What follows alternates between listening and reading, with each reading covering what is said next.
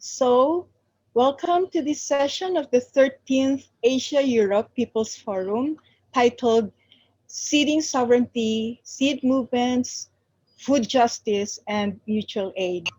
My name is Raquel. I am joining from the Philippines, and I am involved with the AEPF's Food Sovereignty and Resource Justice Cluster. The Asia-Europe People's Forum is an interregional network of grassroots organizations and people's movements. We welcome you to this session. This workshop brings together the perspectives of justice, food justice movements across Asia and Europe, as well as mutual aid. Um, it's focusing, it brings in the perspectives of food sovereignty, climate justice, focusing on seed and food justice movements, as well as mutual aid. A key part of the workshop are practical demonstrations on seed saving. So we're kind of excited to see that. Um, Storing and sowing, as well as on getting food to people through CSAs and the growing practice of pop-up community pantries to provide nutrition, sustenance, and independence from agri-monopolies. This workshop will therefore arm participants with knowledge about existing seed, food, and community sovereignty efforts, which have only grown under the global COVID-19 pandemic. It will also prepare participants for the moment of collective seed planting in the final days. We commit session of AEPF 13, as well as hopes to plant seeds on approaches to collective care and mutual aid at a time when our active solidarity for one another is needed on a scale never before seen. This session is meant as a primer for people who are new to seed politics and will provide tangible examples of social and climate adaptation through seed sovereignty movements and collective social care in Asia and Europe. Okay, now just a few house rules. Some of you are very well versed in this already, but there may be some of you who are new to this thing. So, first off, we do have interpretation in Bahasa for those who would prefer to listen to the proceedings in Bahasa. So you only have to click on the little globe icon down there on the screen and choose Bahasa. Okay? The other thing is, because this is on meeting mode and not a webinar mode, we would like to respect each other's contributions as speaking roles and even during the question and answer portion. So we would appreciate if everyone will keep their mics on mute while somebody else is speaking. Okay, for the part where we will have an open forum or question and answers, we can accommodate you if you would like to ask your question live, but we can also accommodate if you would rather put it down there and post it on the Q&A box or the chat box.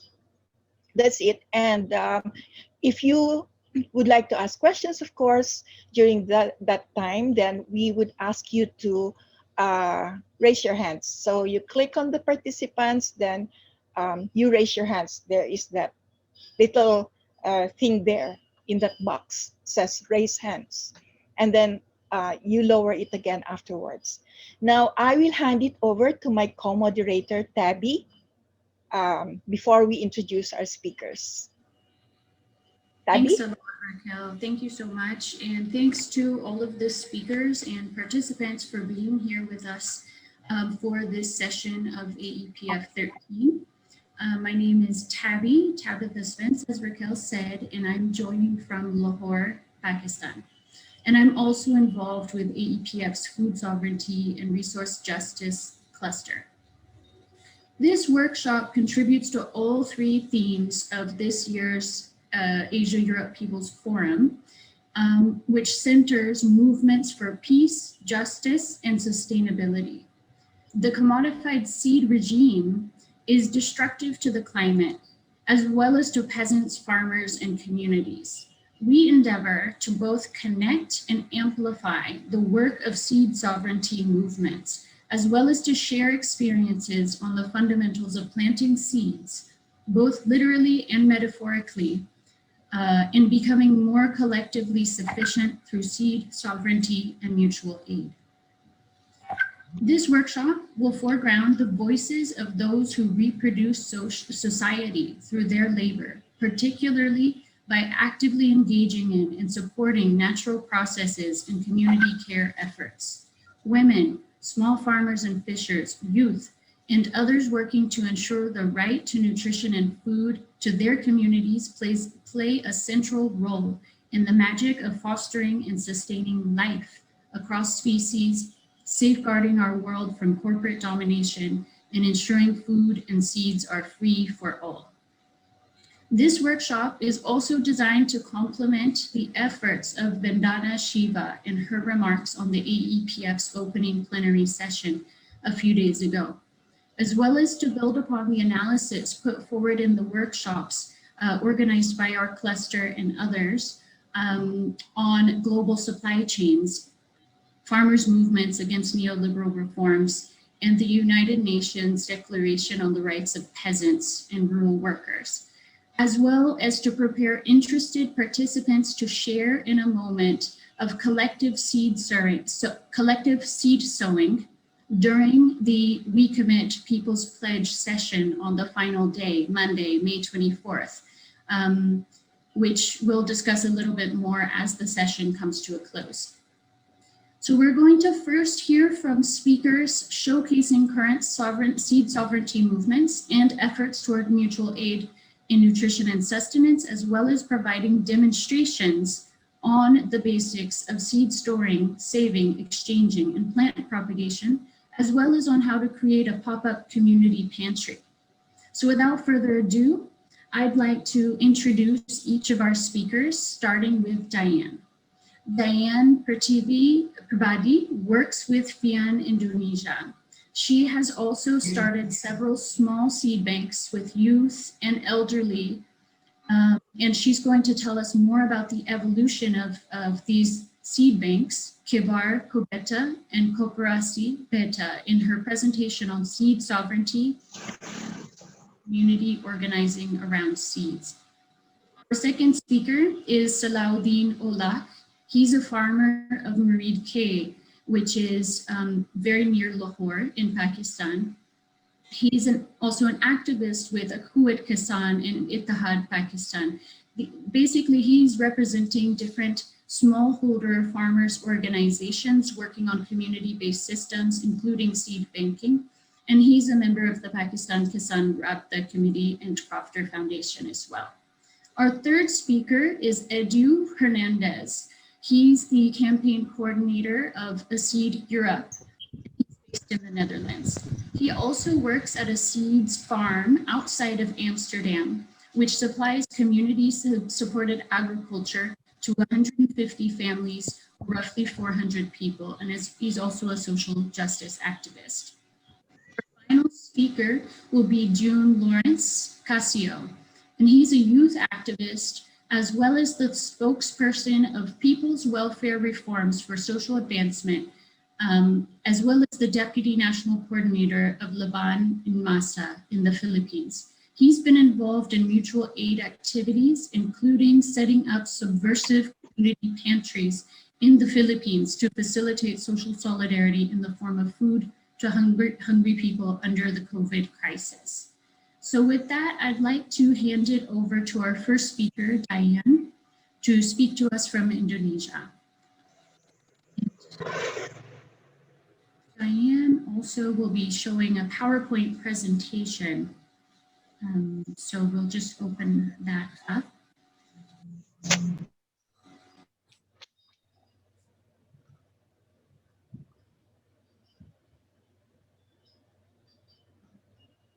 Okay, while waiting for the presentation to come up. I would like to give an introduction. Good afternoon, good evening, everyone. Thanks for having me here in the IEPF forum. Can you hear me clearly? Yes, we can. Yeah, okay. Good, excellent. Um, Firstly, I would like to thank to the organizers of this webinar. Thank you so much, Tabi and Rachel, and also Yifang, for giving me this good opportunity to share my knowledge and experience. And thanks to all participants for joining us. I hope this forum can be a good opportunity to share our own um, knowledge and experience as well. Next, I would like to introduce myself. My name is Dian Pratiwi Pribadi. That's the right pronunciation in Bahasa Indonesia. You can call me Dian. I am the board member of FIAN Indonesia. FIAN is a national organization. We have an affiliation with FIAN International in Heidelberg, Germany. FIAN works for fighting for the right to food and nutrition for the people. Before I joined FIAN, I am the up to now the leader of Kibar, Kediri Bersama Rakyat. Kediri is my hometown. Kibar is a local organization working with farmers and women in rural area as well as in the suburb area. And then some years later, I also work with Kobeta. Kobeta is a seed cooperative, local seed cooperative in Indonesia. It's at a national level. So yeah, I'm originally from Kediri. It's a small town in East Java, Indonesia. I think that's all. Then I would like to directly share with you my presentation, please.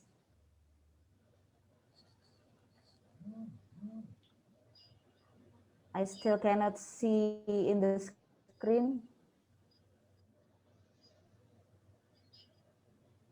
So,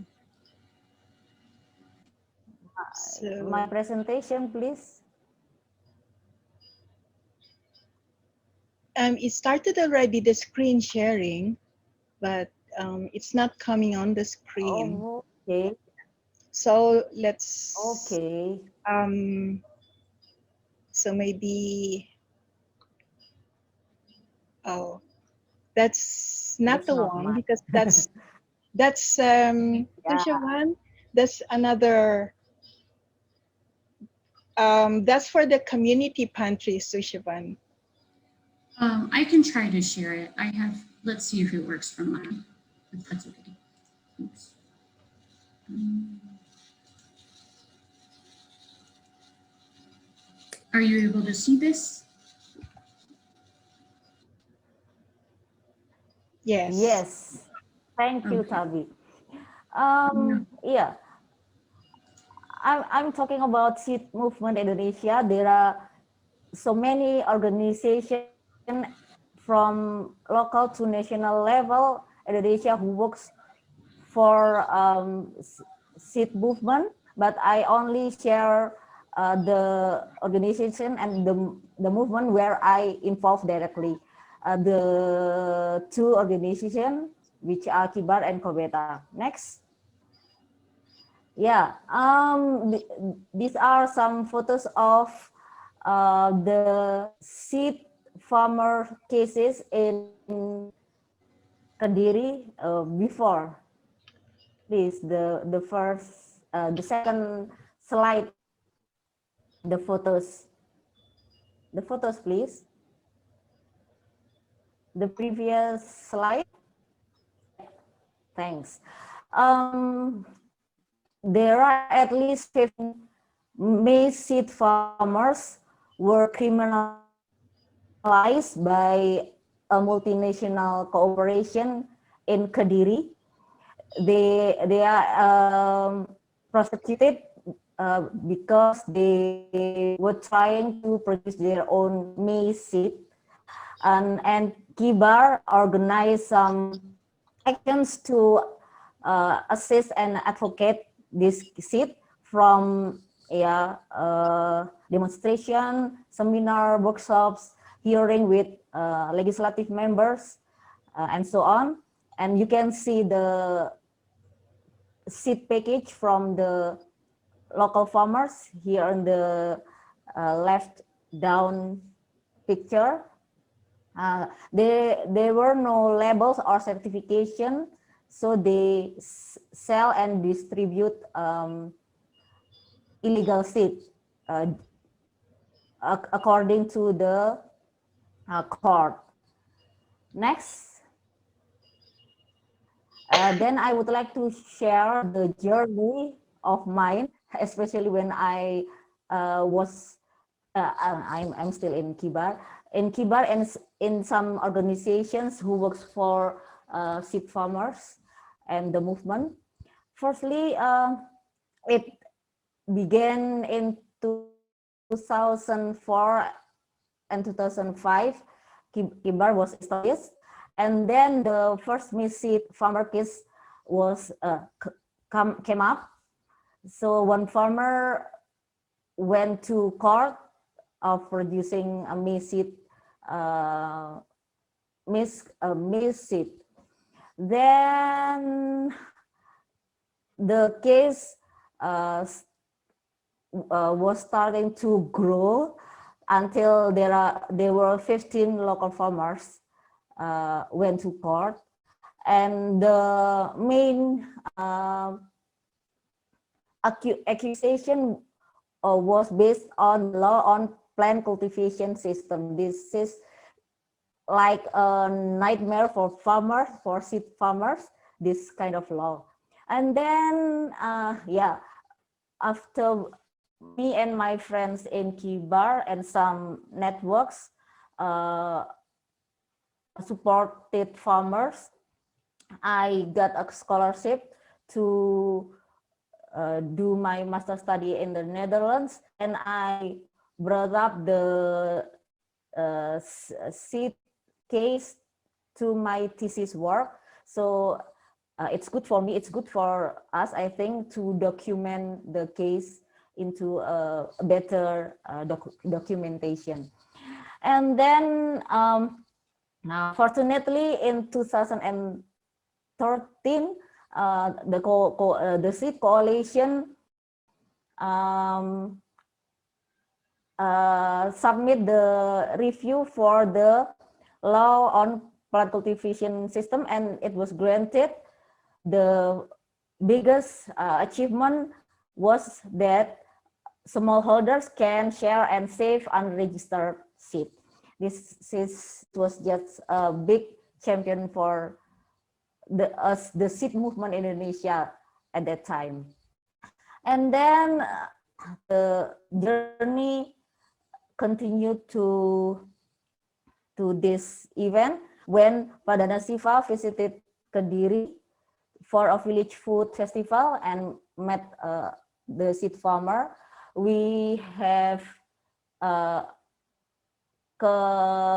connected and collected many people, many networks that have gotten and seed movement in Kediri and the surrounding. Especially there are some friends from Yogyakarta, Central Java, West Java, and Bali as well. So we gather together to strengthen the seed movement in Indonesia. Then in 2015, I got a very precious opportunity to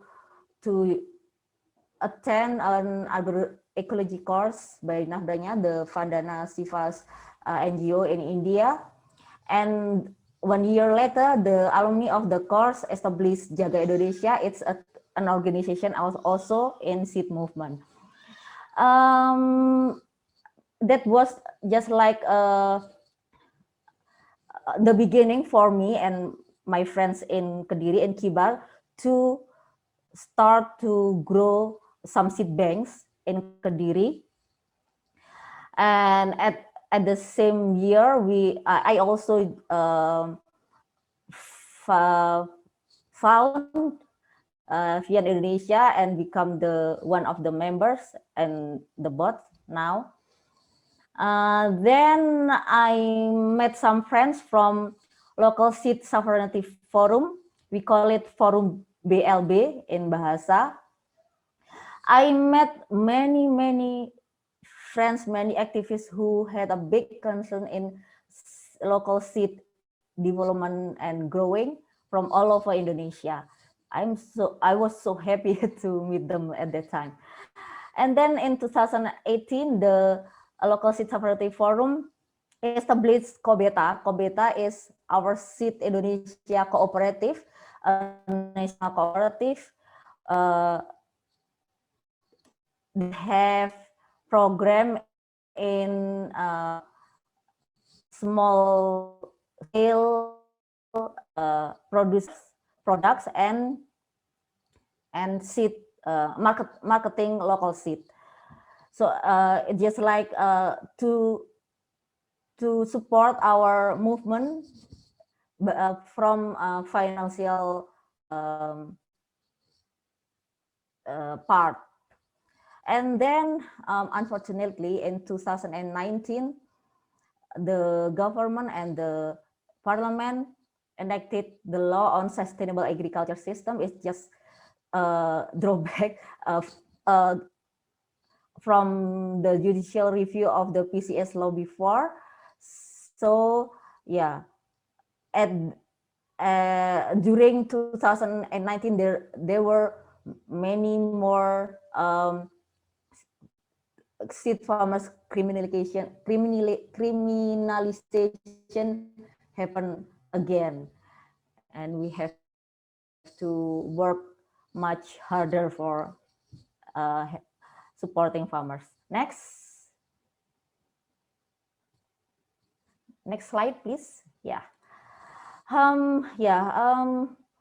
I can call that in the beginning, Kibar works for farmers advocacy, and then we a little bit transfer our works to achieve seed sovereignty, something like that. And then we have more discussion and knowledge sharing on seed sovereignty.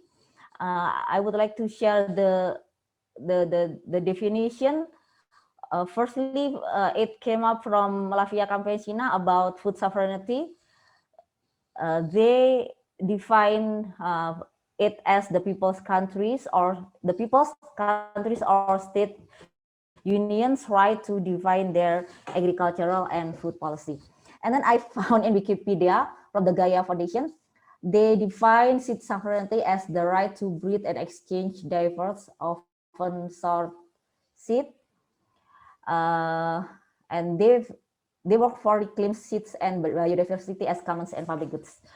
And Greenpeace also have their own definition on seed sovereignty, that is the farmer's right to save, breed, and exchange seeds, to have access to diverse open source seeds which can be saved and which are not patented, genetically modified, owned or controlled by emerging seed giants. And Forum BLB or Local Seed Sovereignty Forum has their own definition. They said that farmer sovereignty to seed is farmers independently provide, make use of, and develop their indigenous local seed as a strategic key for achieving sustainable farmer sovereignty and prosperity. They also have the same vision with Greenpeace. develop seed that can be safe, that are not patented, that are not transgenic, and owned by seed multinationals. But in the opinion of Forum BLB, indigenous local seed is a richness of Indonesian genetic resources and biodiversity that can be restored, maintained, and improved as a strategic key to Indonesian food sovereignty and become global food shared. Next slide, please.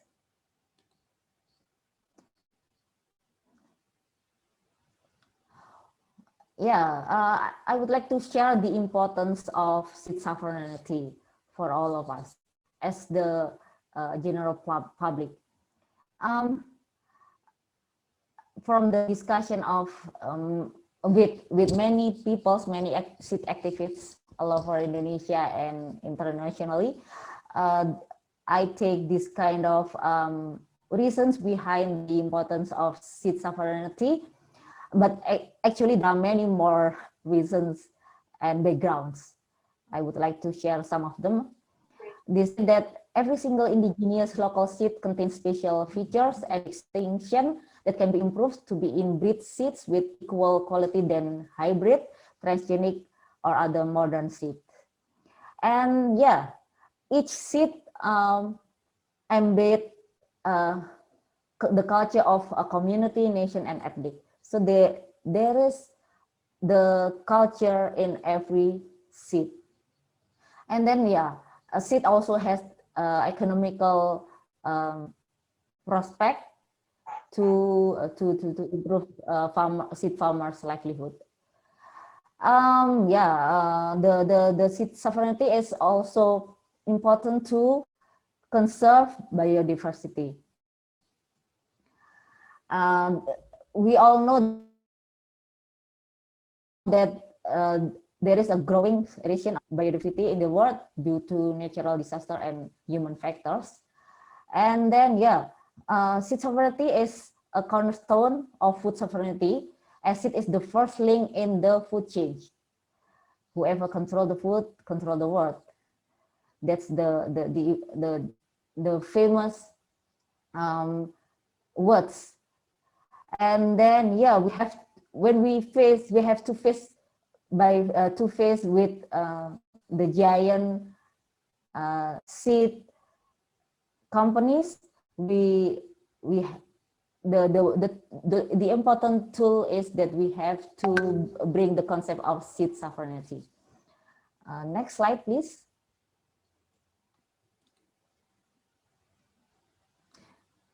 The small step to achieve seed sovereignty is building seed banks. Actually, it's not small, it's a big step. But it's easy. Everyone can do that little. With or without money, with or without, modern capital, something like that. I have a fortune to get some fund from seed money. I applied for this program, I think 4 times. Firstly, for Lumbung Winih Seed Barn in Kediri, the fund is between $100 to $400. I don't really remember. And then I have the family or community kitchen garden in Blitar. Blitar is the, oh gosh.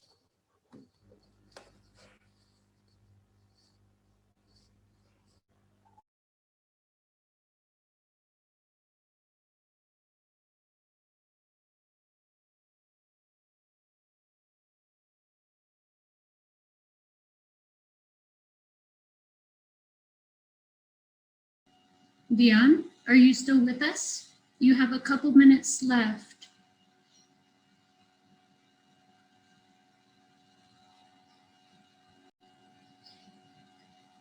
Dion, she did say she has some internet connection issues. Tabby, I don't see her with us. She may have dropped out. She was telling us she was having some connection issues. So I'd like to suggest that we come back to her a bit later, and go ahead and move to Salahuddin Olak from Pakistan. And first, Salahuddin will share a few words about the importance of seed banking and how he and his fellow farmers in the community of Meridke went about building a seed bank with wheat and also vegetables. And he has a few short video clips that we will try to screen as well, just so that everyone can see what it actually looks like. So please, Salahuddin. Assalamu alaikum.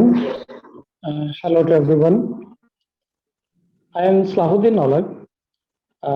I have an experience of 20 years in journalism. From 2001, I started my daily journalism. And now I am a full-time farmer. Why I opted farming? In my during my journalistic career, I interviewed many officers, politicians, and bureaucrats. So whenever I ask them, "What are you planning after retirement?" Most of them ask that they are planning to establish a farmhouse or farming. Then I decided I'm quite young now and I have a land and opportunity. So why should not I start from right now? Because I have energy, I have time. So I'm now a full-time farmer. I own almost 10 hectares of my family land in Narang Mandiya town, which is famous for its rice, and 70 acres, almost 30 hectares on lease from Punjab government in city Murid, 28 kilometers from Lahore. Here we are working with smallholder farmers. We have a small organization, Ittihad, for smallholder farmers, which we are now working with in the guidelines of PKRC, Pakistan Kisan Rabta Committee, and Akhwat-e-Kisan Pakistan. And we are also a member of a Crofter Foundation, then Lavia Campesina and Asian Farmer Associations. And so we are well in connection with our fellow farmers movements in Pakistan also through PKRC. Akhwat-e-Kisan Pakistan, with the technical guidance of Asif Sharif Saab and Crofter Foundation, we are working on developing a model of sustainable natural crop system, reducing the crop productions. And now I'm coming to the point of seed sovereignty and importance of seed banks. As a farmer, I have faced two major challenges. First challenge is climate change, and second is lack of access to quality seeds. Climate change, I want to quote here an example. In 2019, on 3rd of November, there was an unexpected rain spell. That was the time of paddy harvesting. That rain spell delayed the harvesting of paddy, which resulted in delay in wheat sowing, and it led towards the crisis of wheat in Pakistan. So at that time, the price of 40 kg bag of wheat was 1,200 rupees. But after that spell and when that crisis, that price is now 1,800 rupees per 40 kg bag. So when the situation is more critical and difficult, when climate change combines with seed crisis, and then this COVID pandemic caused a huge to the smallholder, especially smallholder farmers. Here in Pakistan, seed is mostly imported from India, Thailand, and other regions.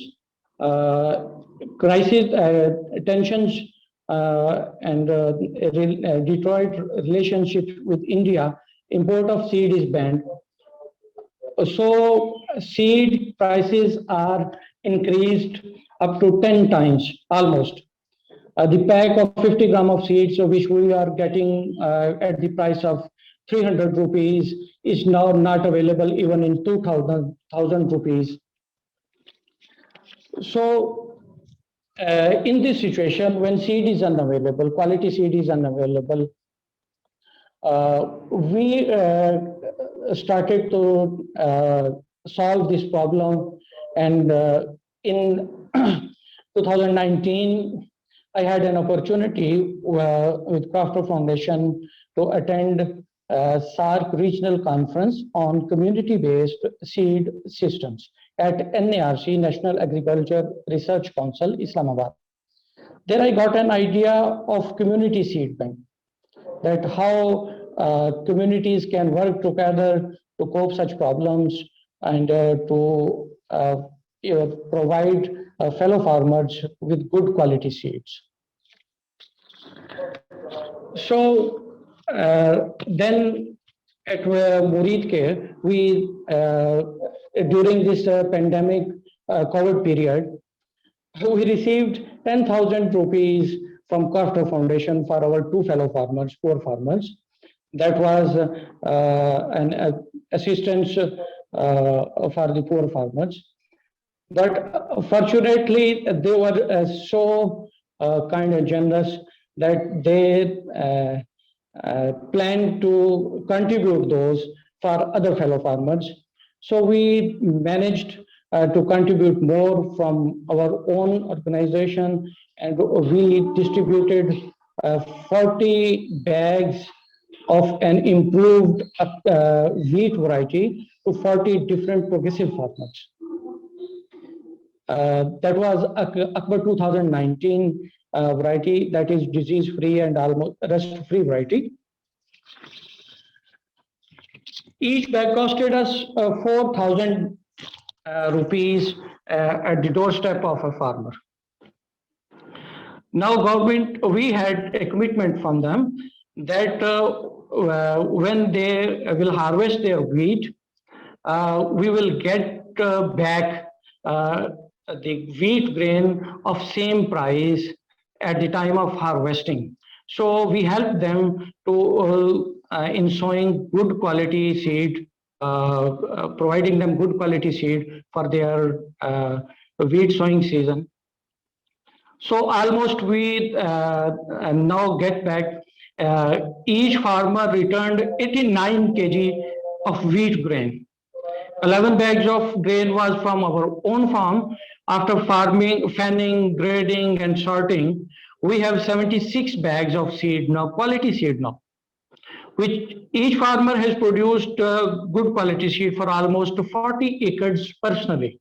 For personal 40 acres he has, because this variety yield ranges from 32 bags to 38 bags to 60, to almost 62 bags of 40 kg.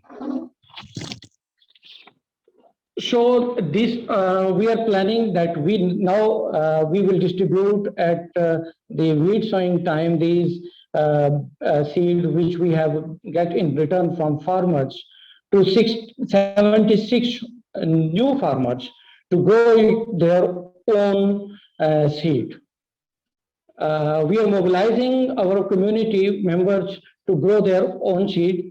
I think seed is not a multiplication, it's a process of fusion. 40 kg bags almost produced 16 of seed for 1,600 acres. So for the next year, if all these production is used for cultivating and just for seed purpose, this area will increase up to 64,000 acres. And at fourth year, that can increase up to 2.5 million acres. So this is our story.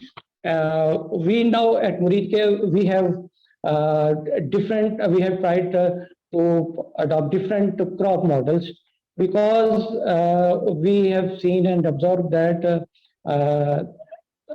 cash crops and major crops, Pakistan's, there are 5 major crops of Pakistan which are called strategic crops: wheat, rice, maize, sugarcane, and cotton. These are badly affected by the climate change. So big farmers can survive, but smallholder farmers, it is just like cannot survive the climate change difficulties. It is just like that when you get a train from washing line, get on station, get passengers aboard, everything is fine.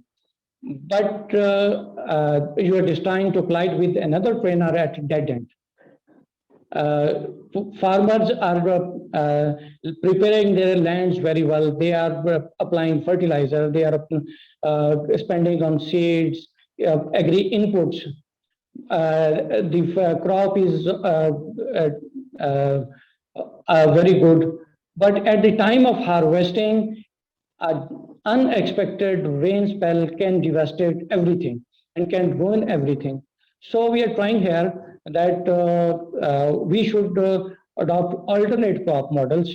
So I have turned my farm into a model farm for alternative crops for intercropping system. In a paddy area, I have 28 acres of intercropping model: sugarcane, onions, and tomatoes. And with apple gourd, also we are producing pumpkins, and we are producing our own seeds. We have seen and observed that seed companies are so much influential that there are 3 sectors which are directly attached to farming sector. One is a pesticide and fertilizer industry. Second is agri machineries, tractor, and other agri accessories. Third is seed sector. All these sectors are flourishing. Seed companies are getting more profits and more profits, but the profit margin of farmer is reducing day by day. Seed companies owners, pesticide owners, and agri machineries owners, they are in policy making also. There is no proper proper space for farmers representatives in our policy makings. So we are having such difficult times. I want to quote here an example that as a farmer in Pakistan's amended Seed Act 2015, as a farmer, we can grow our grains, but we cannot produce our own seed. We are not allowed to produce our seed. We are not allowed to sell our good quality seed grade grain as a seed, because it is just left for the seed companies. At government level, training sessions for, yes. Sorry to cut you off. It's just we're running a little bit short on time. So I'd like on this point, because this is a very key point that you're making. And maybe have time in the second half to also show some clips which Salahuddin recorded from his seed bank, and also from the field he was talking about, where he's also saving seeds of pumpkins, etc. But now I to actually go to Edio Hernandez, who is in the Netherlands, and he's also going to give us a live demonstration from the field. He's also got some pumpkins on the Okay. a bit farther north from here in Pakistan, and he's just going to proceed with speaking to us um, about the importance of local production and consumption, especially during times of crisis, and show us a little demonstration. So thanks so It's much, okay.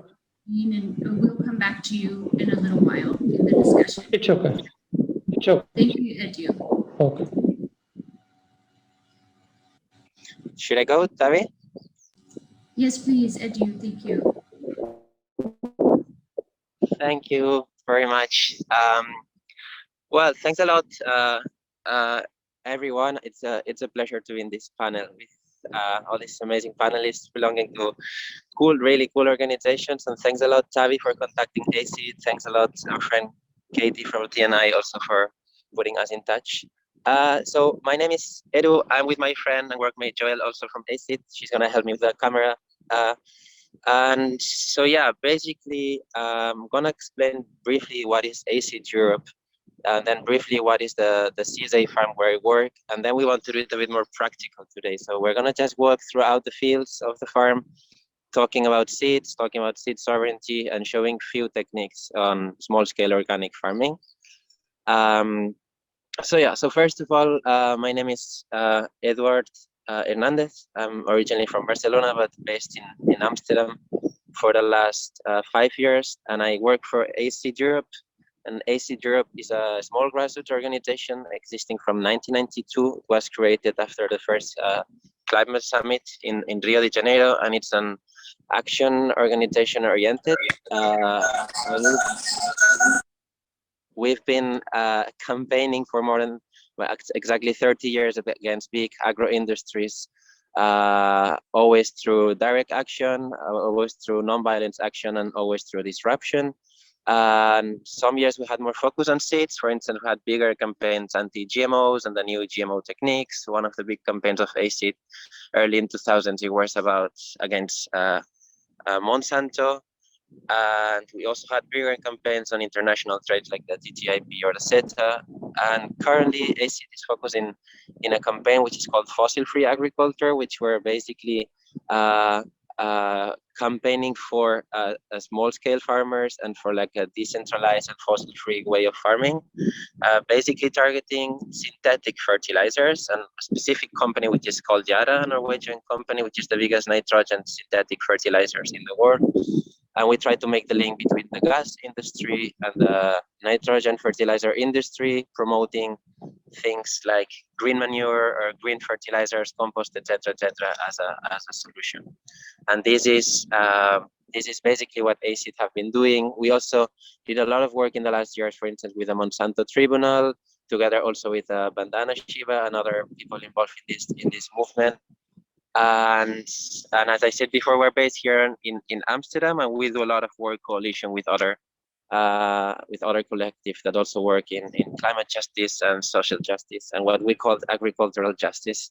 So that's briefly what we do with ACID Europe. And now I would like to introduce a little bit the farm where I'm part of. So I work part-time at the NGO and part-time at this farm. And this farm, it's called Pluk. It's a CSA, which is a community-supported agriculture. Basically, it's a 150 members CSA. That means around 400 people, and it's a self-harvested farm. And I'm gonna give you more details about this because then we will focus on seed production, the way we do it, the way we seed things, the way we plant things.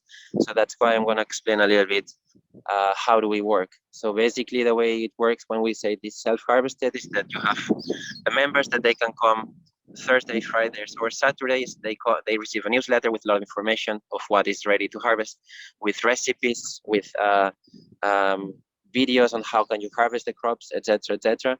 And then they come one of these 3 days a week and they harvest themselves. And we believe in this kind of farming project because it's really resilient, especially this year of COVID, of the pandemic. We realize how important is the food system and small scale farmers, and we realize how this community supported agriculture was really resilient in the sense that it's a concept that people pay upfront. People pay normally in the beginning of the year, so that gives a security for the farmers to have a fair salary throughout the year and to have a full year plan. So that's one of the advantages of the community supported agriculture. And then when we talk about self-harvested projects, it's very important because it makes the food production with a social cohesion, and it's all about environmental education. So there's a lot of families and kids coming every week. They harvest themselves, though it's this major concept of bringing together consumers and producers. So in that case, consumers and farmers. And also I wanted to talk a little bit of what we do combining like the work at the NGO and the work at the farm. And one of those, it's a seeds exchange, which is already 12 years that we organize it, and it's called Reclaim the Seeds. So that basically it's also decentralized because it happens in several cities, and we organize this seeds and seedling exchange combined with political discussions and workshops and talks.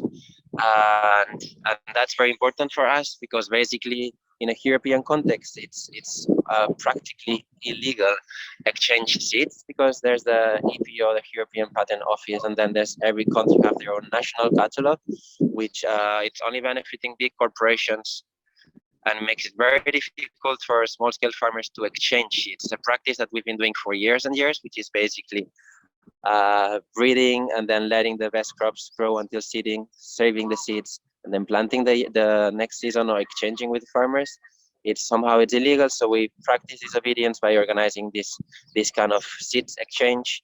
And that's also very important for connecting, the more activist point of view and the farmers. So saying that, I will pass my phone to Joel, and we're going to work a little bit on the farm, explaining few techniques that we use in small-scale farming. And if there's any question, maybe we can answer at the end of the workshop. So yeah, we're going to try to turn the camera. Yeah, cool. So first of all, maybe need to come closer for the audio.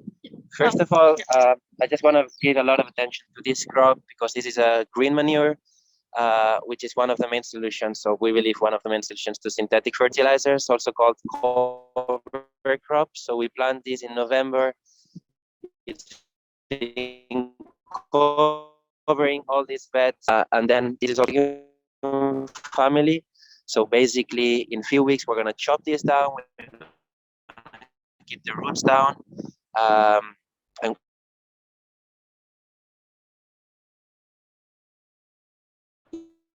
it's going to plant. So this is suppressing the weeds down. It's also that's one of the greatest, literally fertilizing soil. This is called Facilia. It has also beautiful flowers. So for instance, this week the harvesters of the community supported agriculture are also going to harvest this mainly for decoration purpose.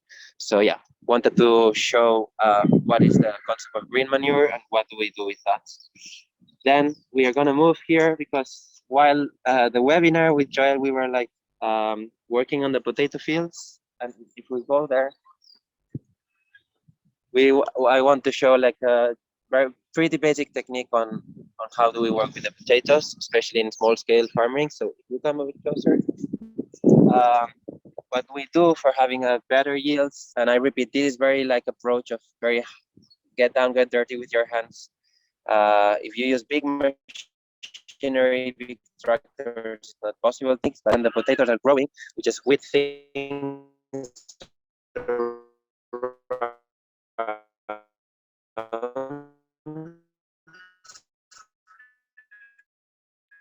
and then at some point we heal. Healing them, it's very important because we believe these potatoes, also there's not sunburn from the potatoes. So basically we do this and we go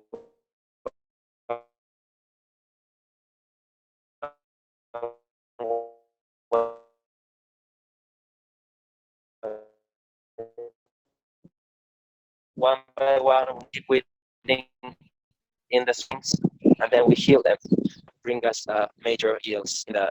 So yeah, I wanted to show.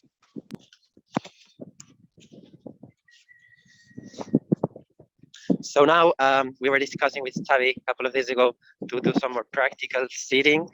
So we're gonna seed some pumpkins, which is a very easy process. And I'm gonna show you in a second, because one of the major roles when you do also organic farming, it's fighting against nature, playing in favor of nature. So the way we deal with seeds, it's in two different ways, which is first it's ordering organic seeds in a Dutch company which is called the Volster, which also is a co-op. So that's one of the ways that we work with seeds. So ordering these seeds and sowing directly in the soil or pre-sowing them. And another way that we work, it's also like buying seedlings. So now we're gonna show how are we like directly seeding some of the pumpkins, and in the other side we're gonna show you some of the seedlings recently arrived. So for instance, here we have all this germination station with different kinds of pumpkins. I want to turn off the camera, turn the camera again. So one of the situations we see here is that mice, basically, they come and they kind of eat the seeds because they are delicious, of course. So what we have to do is like germination control once in a while. So coming to see which ones there have been eaten, which ones they are not. So for instance, we see some of them have been eaten. So we just need to replace them and continue with this process. And that's how we do it. We have to understand that the nature is around. There's also animals around, so they also like to eat our seeds. So we just need to reseed some of the crops, and those are ready to be planted outside. I think in a week and a half from now, and we have all of these balls, and we have different kinds of pumpkins. For instance, we have this, which is a zapalitos, which is a kind of mix of pumpkin and zucchini. We have cornets, we have amoro pumpkins, and etc. Lots of them. So yeah, we wanted to share with you the way we basically seed some of the pumpkins, walks through. And maybe while walking, we show you that those are like the different radish beds. That also, in the case of the radish, we mainly save the seeds every year. We dry them, we store them in dark places, and then next year we just sow them directly. So this is putting really seed sovereignty in practices. In the other side, we have the rucola beds. In case of rucola, we have to buy the seeds. We don't really save them, and we sow directly them. And then in the other side, you see the carrots growing. So as you see, our CSA, it's a combination of saving some of the seeds, buying some of the seeds, and another option is what you have here, which is basically buying the seedlings itself. So yesterday we got this massive order, and we got the most of the tomato seedlings, right? We have 8 different varieties of tomatoes, and we do two different steps in here. One, where's the second? Sorry. So we saw some of them directly in our houses, and basically took some seeds from organic crop in Spain, some seeds from Belgium, and we try to support like different small scale breeders.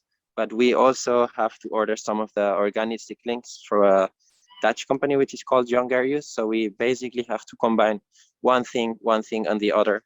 Otherwise, there's a lot of risk because we're not professional breeders, so it's a bit difficult sometimes to have a perfectly success. We don't have much space in our farm for breeding and for like as a germinating station. It gets also very cold in the Netherlands, so it's very important as a farmers knowing your weather conditions.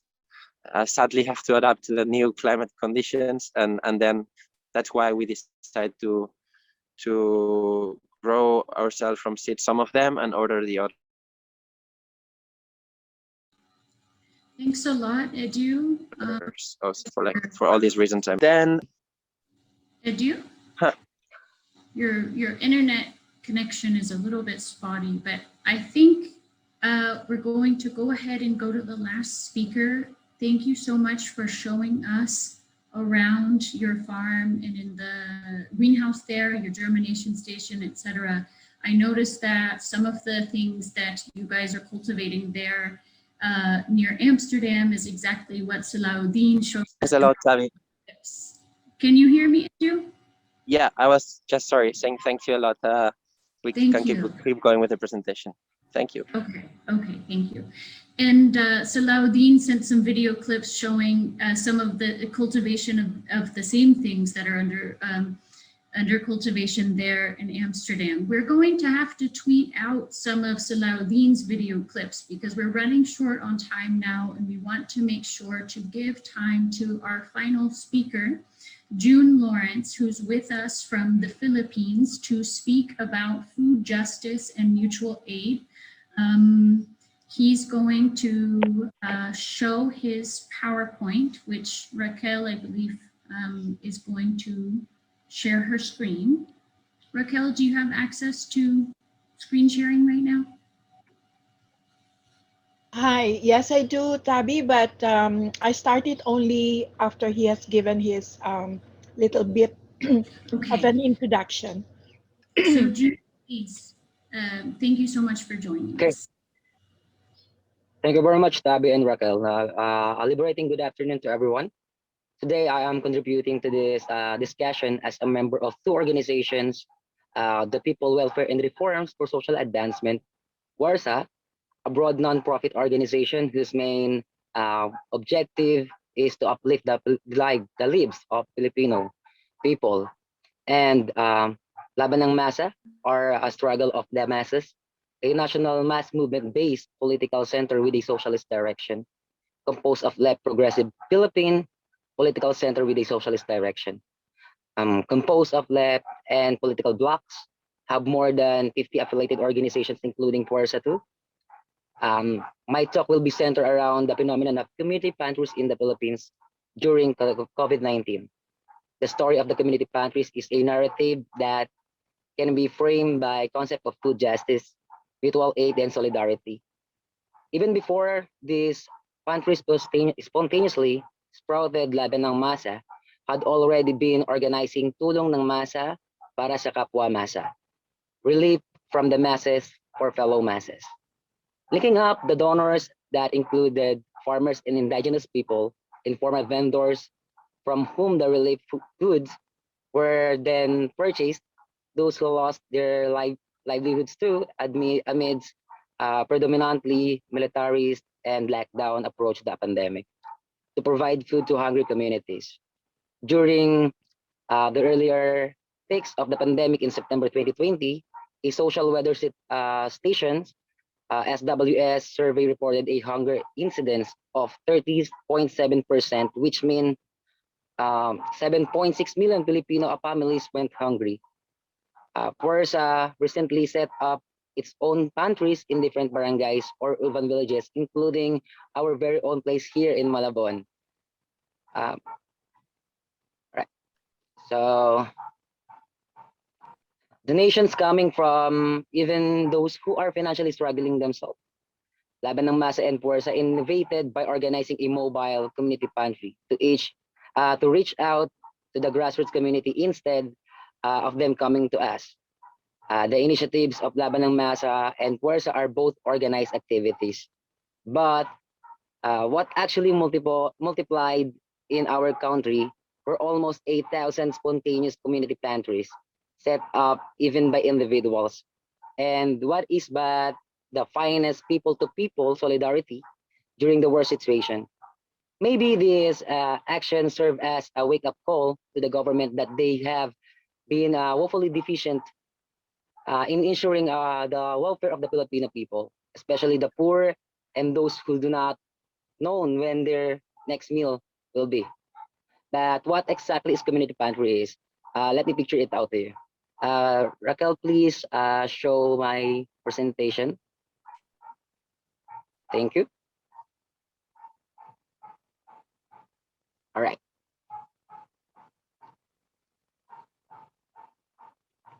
All right. We borrowed this concept from Ana Patricia Non from Maginhawa Street, Quezon City, who one day simply set up a simple cart in front of her home and put in vegetables, rice, eggs, noodles, canned goods, etc. The message was very simple. Magbigay ayon sa kakayahan, kumuha batay sa pangangailangan, which translates to from each according to their ability, to each according to your needs. Or even simpler, give what you can get, what you need. Soon, it went viral on a social media, and using the hashtag community pantry and hashtag community pantry PH, it was trending within 24 hours. And many Filipinos began talking about this in different platforms in social media and asking how they can help. Not long after, many organizations and individuals were inspired and wanted to set up their own community pantries in their own streets, in their own barangay also. Uh, Toolkits and simple instruction began to circulated on how to set up a community pantry. All this may be said to have sparked a sense of unity between Filipinos in these trying times, as the idea caught on and spread to other provinces and other islands in the archipelago. But our help was not limited by the original concept of the community pantry. We also, um, excuse me, we also uh, gave a relief goods to the evacuation center for fire victims in Malabon, as well as a house-to-house relief operation for the victims of Typhoon Ulysses in Cainta, Rizal. We also planned for a feeding drive for kids in Damata Barangay Tunsuya, Malabon City nearby and nearby cities. I would like to add that for our entire operations, the community pantry established the relief drive and the feeding drive. We implemented strict safety and health protocols by the government, and we were assisted by marshals and village officials. This point is important because in some instances, community pantries and other relief operations are harassed by police and military using the excuse that they pose threats to the spread of the COVID-19 or the COVID virus. And the conclusion was, why is it being red tagged? Uh, why is it being red tagged by doing a good things? And it shows how a neoliberal government cannot be prioritized the welfare of its own people, and this puts the government on the defensive. Moreover, the tagline "from each according to their ability to each according their needs" is in fact socialist. Is it sustainable? Yes, of course, is it? It is, and it continuously innovates the practice, as Galileo Castillo of Focus on the Global South said in his article. Are community pantries sustainable? Without a doubt, and this digresses from many opinions to the contrary. From the pioneer seed in Maginhawa, thousands upon thousands have bloomed abundantly in their own pioneering ways, and creative innovations and collective transformations would sustain the principle and inspiration for of the community pantry. And as the idea progressively finds itself embedded in people, values, and communities practices, uh, is it a systematic solution? Maybe no, but it brings the power of communities promoting food justice front and centered through their solidarity action. What more is needed in this community pantry? Community organizing, so that people are the ones claiming their right to food, and so that it does not stop at being only a charity work. And also, the original community pantries are now being turned into a distribution centers for food and other essential things needed by community members. And this should be, should be continue and should continue. As what Herbert Docena says, a colleague in Laban ng Masa that co-organized one of the more successful pantries said, let 1,000 pantries bloom, and they did. So uh, my presentation was and already end. And yeah, uh, maybe let us proceed to the next speaker if there's another speaker. Um, uh, we also uh, will going to proceed in question and answer if it's already done, and that's all. I'm done. on my presentation. So thank you very much, Tabby and Raquel, for giving me this opportunity to share my knowledge and experience in community pantry in the Philippines. Thank you.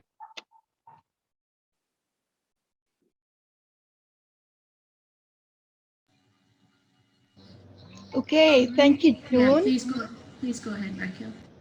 Yeah, go go ahead, Tabi. No, I was just waiting for you actually. Okay. Um, okay, so we're now going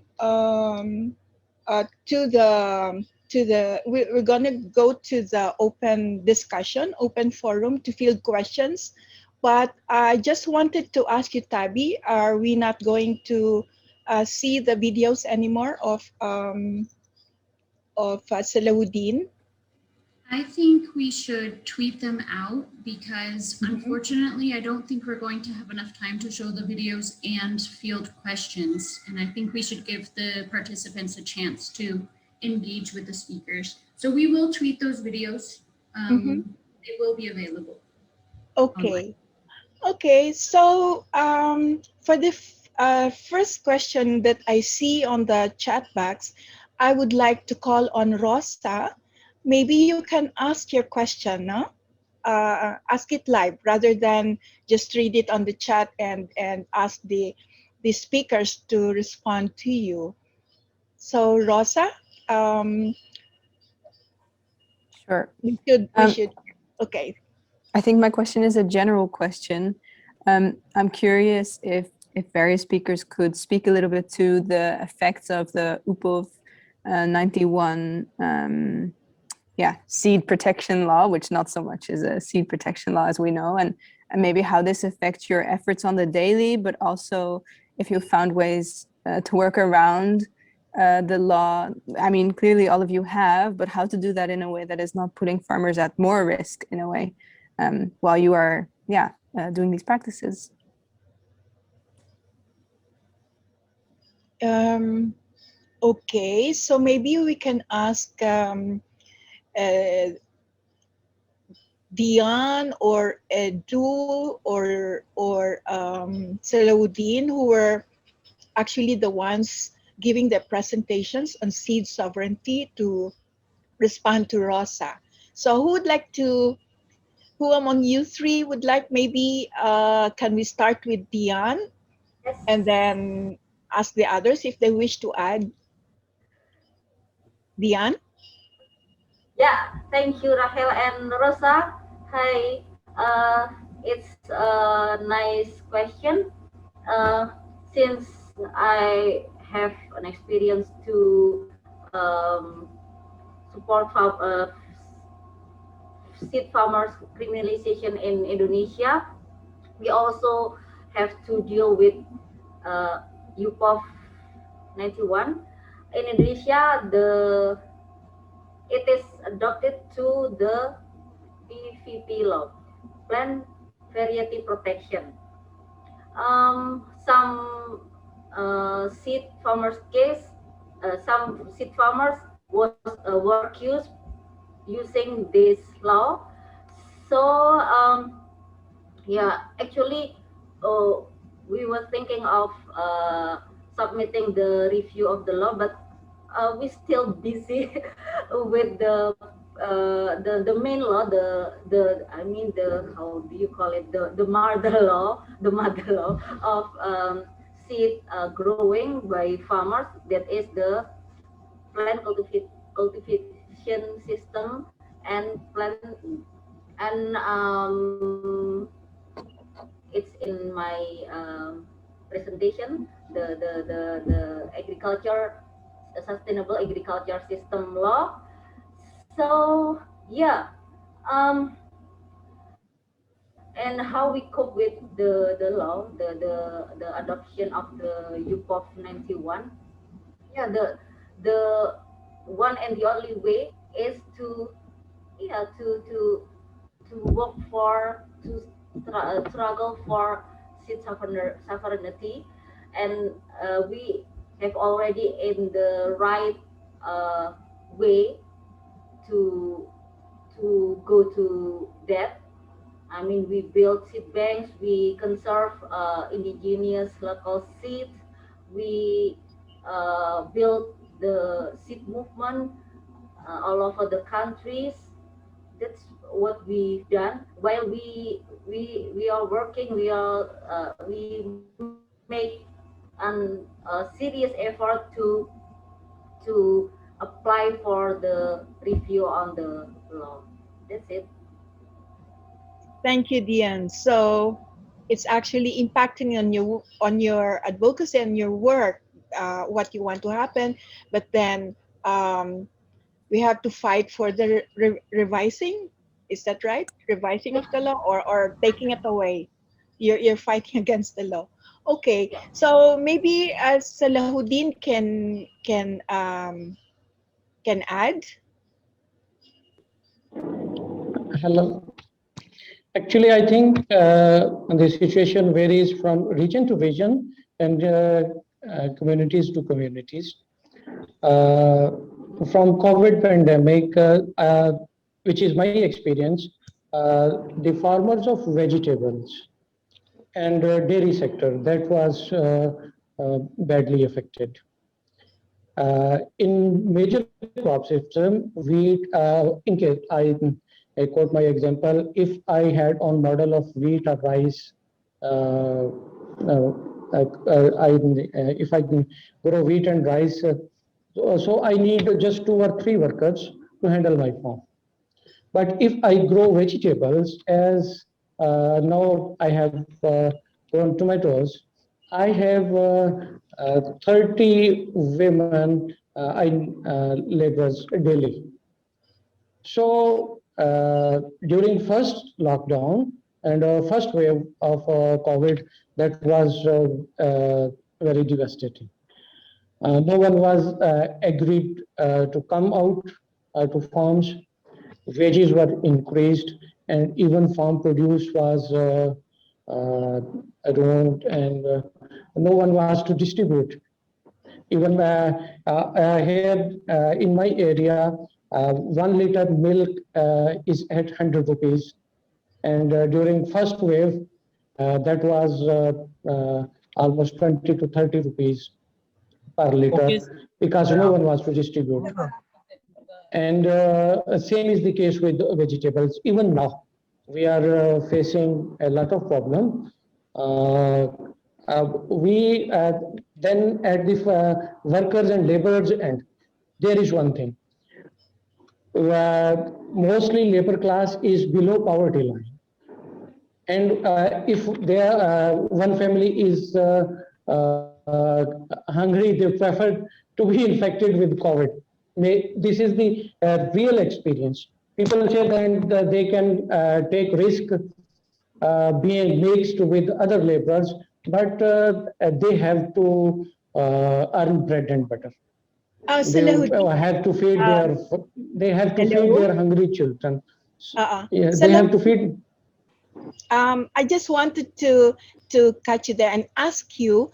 They were talking about actually seed protection law, and you were saying something earlier about that you are criminalized or you are not allowed to. So so so something about that because it's being asked. I think I'm not expert in this, but then I Okay. thought that that was the point of the question, no? Okay. Actually, what is the problem? Uh, I have already stated that there are three sectors which are directly related to farming: seed sector, pesticide, and agri-machineries. Seed sector, uh, we have Punjab in Pakistan. We have Punjab Seed Certification Department, which allows seed companies to produce seed for the farmers. Smallholder farmers are not allowed to produce. Even 10 hectare, at least 10, having 10 hectares of own land, personal land, that farmer can be registered as a registered seed grower. So mostly, and they get premium price from seed companies, and that is another class. So smallholder farmers are deprived from they produce good quality seed because grain is a seed.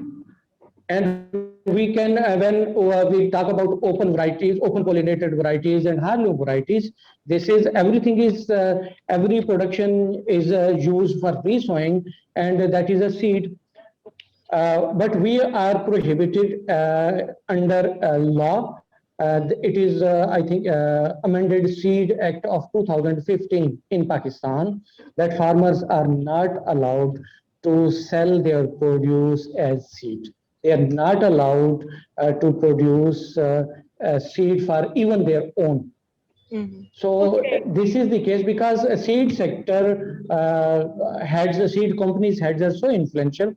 One thing I want to add, we had a meeting with NRC and we gave them proposals that if you have a limit of 10 hectares, 25 acres for a registered seed grower, but if 2 or 3 smallholder farmers can unite and make a cluster and area of collective farming increases up to more than 25 acres, then that cluster should be registered as a registered seed grower, so that farmer to farmer exchange and barter should be practiced, Mhm. that system. Okay. And we are practicing this.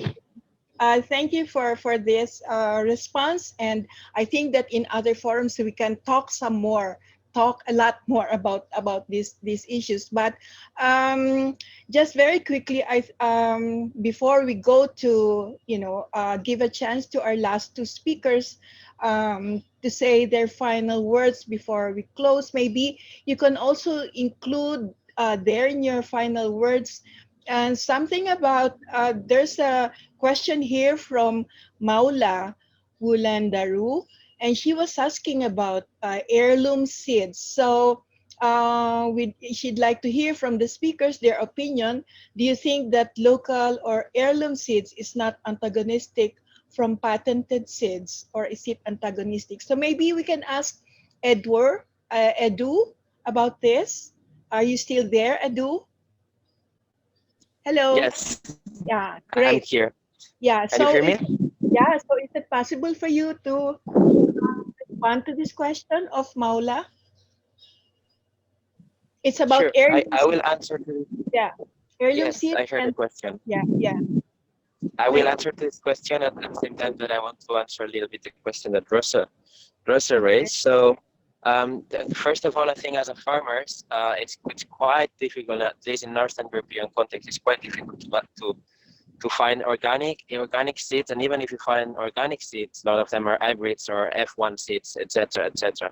So that makes it complicated, and there's like a big monopoly on organic seeds companies. So that's one of the reasons why we need to keep promoting seed exchange and little fairs and little events for farmers to have the opportunity to exchange their seeds and seedlings, because otherwise, even if it's an organic market, we are ended up depending really on few companies that they're controlling the market. And as we know that it's to a certain extent is illegal to do this kind of seeds or seedlings exchange. But in any case, I really encourage people to organize this kind of little events, because that's one of the few ways to keep local varieties alive. That's the few way of keeping like small farmers alive and not relying and not depending on corporations at the end. And then the other question was, if I understood well, what's the difference between yeah, patent seeds and heirloom or open pollinated seeds? So I think, at least from my point of view, it's pretty obvious. From one side, you have a company or corporation that basically claim to discover a new variety, or like claim to create a new plant just by introducing some genes, and they patent this. And at the end, this is going to destroy all the other varieties, because they are going to take the markets and they are going to not let farmers to work with other seeds. In the other side, if you have open pollinated or heirloom seeds, which basically every year adapt to the new climate conditions, which basically every year you can save them and you can keep them for the next year, etc., etc. I think that's obviously the way to follow, because that basically is sovereignty and autonomy to farmers. to produce their own seeds and exchange their own seeds, and rather than depending on a company which, like in a stupid way, is patenting a life and patenting something that they claim to have created. So yeah, that's basically my opinion and ACID's opinion on seeds. Okay. Thank you, Edu. So, is there any final thing that you'd like to say, Popoy or June? Just a little bit, because we're already closing in a bit. So, if there's any last word that you want to say. I just would like to thank everyone and the speakers and also the participants who attended today forum, and also this big opportunity for me to share my knowledge and also my experience in community pantry. So and that's all. Thank you, everyone. Okay, thank you for that. With that, we'd like to. We're not going to summarize everything. I think that going forward, we'll have more opportunities later on to come together again in other platforms, in other forums. But for now, what we'd like to bring forward, to just say in a few words what we are all talking about in this session, is we'd like to go back to what Vandana Shiva was calling for in the opening plenary of this AEPF 13. And what did she say? That's very relevant to all of us here. She said, "This is the time for human solidarity to rise, to reclaim our humanity and reclaim the planet, to reclaim our seeds, our food, our land, our minds, our bodies. This is our moment." So I give now to Tabi for last things. Tabi, my co-moderator, please. Yep, thanks a lot, Raquel. And I want to thank each one of the speakers for taking out the time to be with us today. I wish we had more time so that we could have gone much more into depth. And also, I want to thank the participants for being here, being with us. We hope the conversation will continue in different platforms in different ways as we continue our struggle together.